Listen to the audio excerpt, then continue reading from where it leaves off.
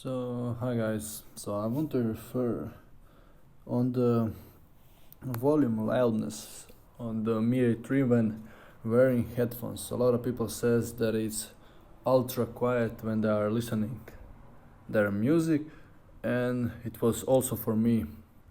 But what I realized is, let's see. Okay, I'm going to go to play music. Okay. So I don't have my headphones connected now, but let's say I do. Okay, so I'm going to lower the volume this. Okay.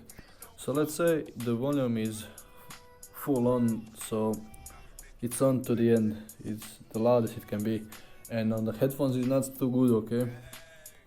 So what I realized is when you press the wake up and you press the volume up and you come to the end and the sound isn't too good. So what you want to do is you want to press the settings here.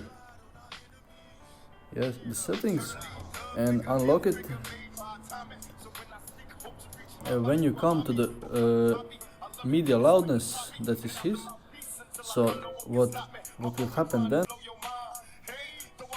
So I'm just gonna turn this off so it doesn't interfere with my voice. So it will be like this. So when the sound is quiet, you want to just do this.